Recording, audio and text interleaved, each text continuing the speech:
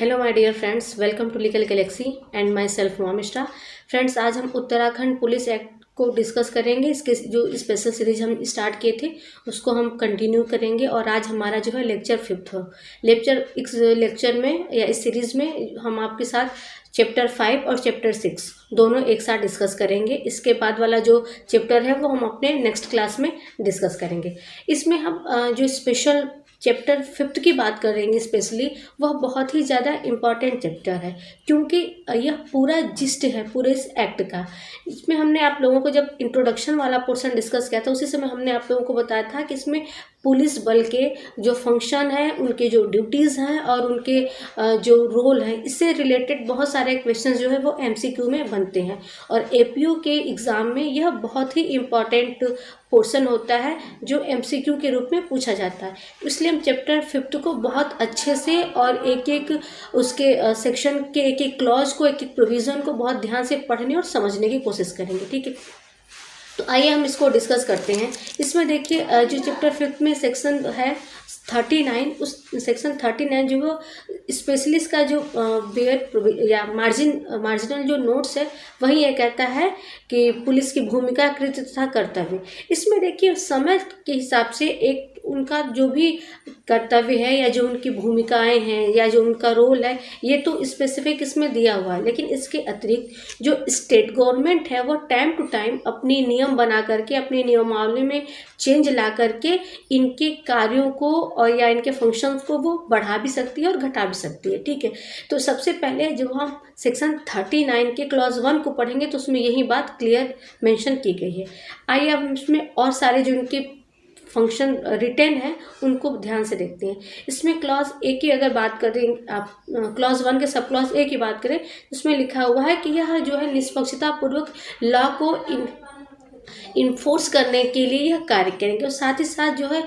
Police का कार्य ही ये होता है कि जनता के जो उनके सेवक के रूप में कार्य करता है तो उनकी रक्षा या उनकी स्वतंत्रता का हनन न हो, इस बारे में देखना। तो यही कि जनता के जीवन की रक्षा करेंगे या उनकी स्वतंत्रता की बात देखभाल करेंगे, उनका मानवाधिकार का हनन न हो इसके संबंध में वह देखरेख करेंगे और मानवीयपूर्ण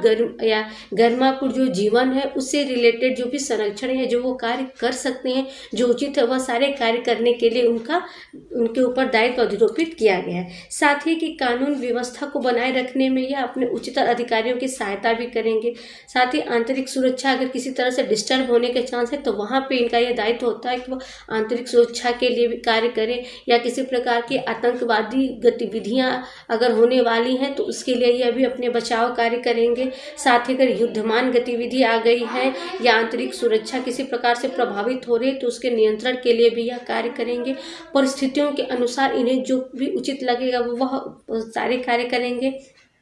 साथ ही अगर कहीं पता चलता है किसी प्रकार का कोई अपराध हो चुका है या अपराध होने की कोई गुंजाइश है तो पहले तो वह जहाँ अपराध होने की गुंजाइश रहती है वहाँ पर जाकर के अपराधों को रोकने का इनका दायित्व तो होता है। अगर कहीं ऑफेंस हो चुका है तो वहाँ पे जाकर के यह प्राइमरी पहले वहाँ इन्वेस्टिगेशन करेंगे और उसके बाद लोगों से पूछताछ करेंगे। मतलब ये प्राइमरी स्तर के जितने कार्य वो सारे कार्य उनको करने पड़ेंगे। साथ ही साथ किसी भी प्रकार के अगर कोई व्यक्ति को इन्हें लगे कि नहीं ऑन स्पॉट इसे गिरफ्तार करना चाहिए तो वहाँ उस व्यक्ति को वह अरेस्ट भी कर सकते हैं, क्योंकि हर बार अरेस्ट करने के लिए अपने सीनियर ऑफिसर की ज़रूरत नहीं होती। जब भी कोई संज्ञेय अपराध होता है तो वहाँ पे बिना जो है अरेस्ट वारंट के ही गिरफ्तारी हो सकती है, तो यह इसी कैटेगरी में आता है। साथ ही साथ किसी प्रकार की अगर कोई समुदाय है या उनके बीच किसी प्रकार की हिंसक घटनाएं होने की चांसेस है या कोई वह अनैतिक गतिविधियों में संलिप्त है तो वहाँ वह उनको सही राह दिखाना भी उनका कर्तव्य होता है। या जन समुदाय में किसी प्रकार की ऐसी भावना उत्पन्न होगी कि उनकी जान को या उनकी संपत्ति को खतरा है तो वहाँ पे उनकी सुरक्षा करने का भी इनका दायित्व होता है। साथ ही अगर किसी प्रकार की कोई आपदिक या कोई प्राकृतिक आपदा भी हो जाती है तो वहाँ पे भी इनका यह कार्य होता है कि यह जाकर के तत्काल वहाँ पे सहायता और सुरक्षा मुहैया कराएं। जैसे कभी कभी होता है कि कहीं बाढ़ आ जाती है या अकाल हो जाता है या भूखमरी होती है या अचानक भूकंप जैसी घटनाएं हो जाती हैं तो वहाँ पे भी क्या होता है, निकटतम जो पुलिस बल होता है वह जाता है और वहाँ कार्य करता है। तो ये सारे कार्य इनके जो है अनिवार्य कार्य हैं और यह सारे कार्य करने के लिए इन्हें सरकार द्वारा प्राधिकृत भी किया जाता है और समय समय पर इसमें कुछ चेंज भी किया जा सकता है। साथ ही साथ अगर कहीं सड़क दुर्घटना होती है या सड़क यातायात संबंधित कोई दिक्कतें होती हैं तो वहाँ पर भी उचित सुरक्षा या सहायता ये जो है तत्काल प्रोवाइड करवाते हैं। साथ ही अगर कोई सार्वजनिक शांति और सभी प्रकार के अपराधों के संबंध में या फिर जिसमें सामाजिक अपराध भी शामिल है तथा राष्ट्रीय सुरक्षा को प्रभावित करने वाले अगर कोई मामले हैं या वहाँ लोग इस तरीके से किसी सुरक्षा को डिस्टर्ब करने के लिए या जो है एकता या अखंडता की भंगता के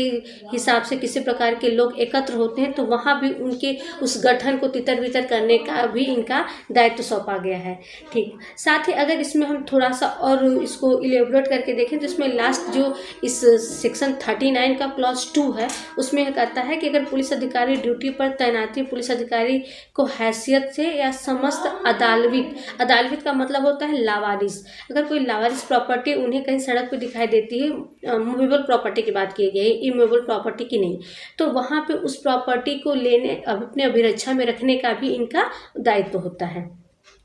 आगे हम सेक्शन 40 की बात करते हैं तो सेक्शन 40 राजस्व पुलिस क्षेत्र के कार्यों से संबंधित बात करता है कि जैसे मान लीजिए किसी प्रकार के अपराधों के वैज्ञानिक अन्वेषण या भीड़ का विनिमय और कोई राहत कार्य करना हो तो वहाँ पे जो है जिला मजिस्ट्रेट द्वारा अपवादित परिस्थितियों में जिले के पुलिस अधीक्षक के माध्यम से निर्देश दिया जाए या पुलिस बल और सशस्त्र पुलिस इकाइयों द्वारा ऐसी सहायता देना या अन्वेषण करना जो राजस्व पुलिस क्षेत्र में अपेक्षित हो, विधि सम्मत हो। ठीक है, इसके बाद हम जो सेक्शन डिस्कस करेंगे वह सेक्शन 42 है। जो सेक्शन 42 है वह पुलिस अधिकारियों की ड्यूटी और उनकी तैनाती की बात करती है। जैसे पुलिस बल में आपका में किसी व्यक्ति की नियुक्ति होती है तो वहाँ यह माना जाता है कि यह व्यक्ति 24/7 ऑन ड्यूटी है, मतलब कभी भी किसी समय आपको कहीं भी पर भी ड्यूटी पर लगाया जा सकता है और उस दौरान आप यह नहीं कर सकती कि हमारा टाइम खत्म हो गया या हमारा वर्किंग आवर खत्म हो गया है तो हम इस ड्यूटी को नहीं जो है निभाएंगे या हम इस ड्यूटी को है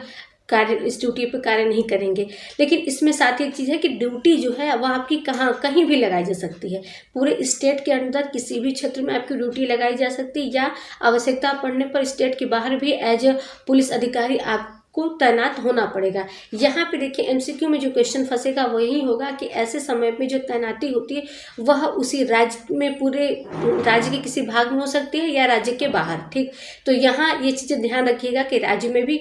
या राज्य के किसी भी क्षेत्र में उनकी ड्यूटी लगाई जा सकती है या राज्य के बाहर भी पुलिस अधिकारी के रूप में उनकी ड्यूटी जो है लगाई जा सकती है।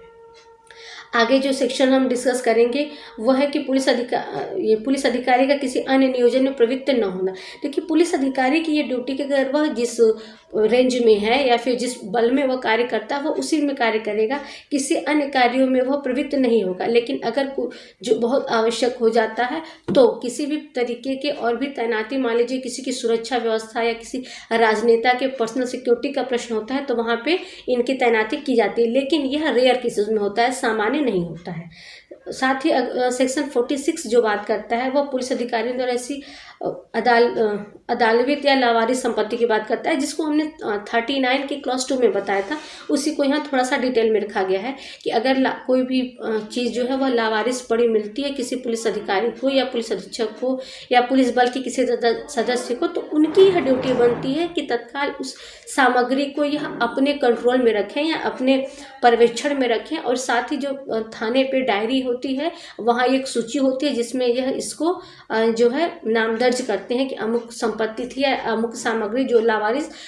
मिली और इस स्थान पे। देखिए सामान्य यही होता है कि जैसे यह कहा जाता है कि जब भी आपको कहीं कोई लावारिस चीज़ मिले तो आप उसको अपने पास न रखें, तत्काल पुलिस को सूचित करें कि यहाँ पे ये चीज़ें पड़ी है, क्योंकि वहाँ पे यह दायित्व तो पुलिस का होता है कि वह चेक करे कि वह लावारिस वस्तु क्या है। क्योंकि कभी कभी होता है कि कुछ लोग होते हैं जो ऐसी वस्तुओं को जानबूझ करके कहीं छोड़ देते हैं और कभी कभी वो खतरनाक चीज़ें होती हैं। देखिए जैसे अब बम विस्फोट की जो वारदातें हो रहे थे उस समय भी यही था कि बहुत सारी चीज़ों को वो लावारिस समझ के वहीं रख देते थे ताकि लोगों का ध्यान न जाए, और वहाँ से काफ़ी बार जो है इन्वेस्टिगेशन पे बम मिला था। ऐसा जो 2008 और 2010 में 2-3 बार ऐसी चीज़ें न्यूज़ में आई थी। खैर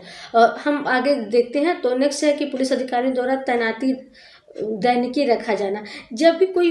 काम होता है तो पुलिस अधिकारी का एक कर्तव्य होता है कि कोई उसको सूचना मिलती है कुछ, तो जो डेली डायरी रखी जाती है कोर्ट में, उस डेली डायरी को वो मेंटेन करेंगे। ठीक है, इसमें लास्ट में देखिए सबसे इम्पॉर्टेंट है एक सेक्शन जो कि उनके वर्दी और साज सज्जा से संबंधित है, जो सेक्शन 49 है। देखिए इसमें क्या है कि जब भी आप किसी भी बल के सदस्य हैं या किसी भी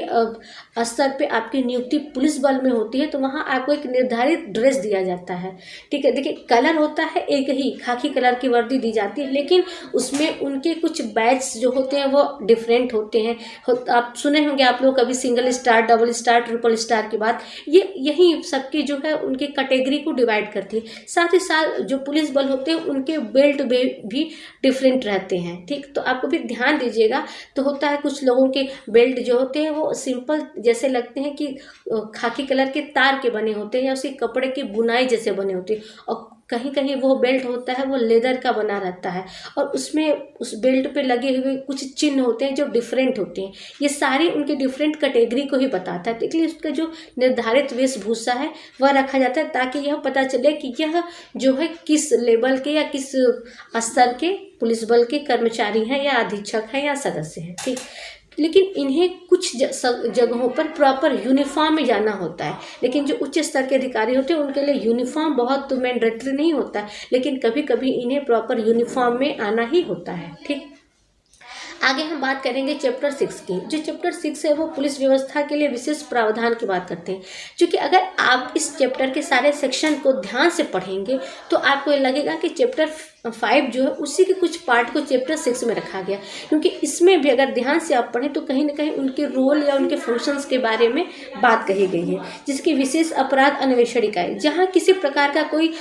ऑफेंस ऐसा होता है जो स्पेशल कैटेगरी का है तो वहाँ उनके लिए एक स्पेशल जो है वो बल गठित किया जाता है या स्पेशल इकाई गठित की जाती है जो उसका इन्वेस्टिगेशन करता है। ठीक है, सेक्शन जैसे इसमें है कि ऐसी इकाइयों में तैनाती पुलिस अधिकारी को पुलिस महानिदेशक की लिखित अनुमति से अत्यंत विशेष परिस्थितियों के साथ किसी अन्य ड्यूटी पर नहीं लगाया जाएगा। जब भी परिस्थितियां बहुत विशेष रहेंगी या बहुत जटिल रहेगा तभी लिखित सूचना के आधार पर ही इनकी ड्यूटी लगाई जाएगी। ठीक है,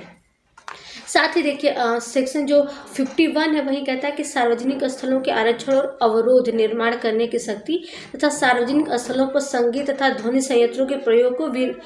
नियंत्रित करना। देखिए आप लोगों ने एक केस पढ़ा होगा, ठीक है, वो देवगौड़ा का एक केस है जिसमें यह कहा गया था कि हर एक व्यक्ति का फ्री इन्वायरमेंट में जीने का अधिकार होता है। होता क्या है कि जब बहुत ज़्यादा लाउड स्पीकर कहीं लगा रहता है या फिर साउंड बहुत ज़्यादा लाउड होती है तो वहाँ व्यक्ति को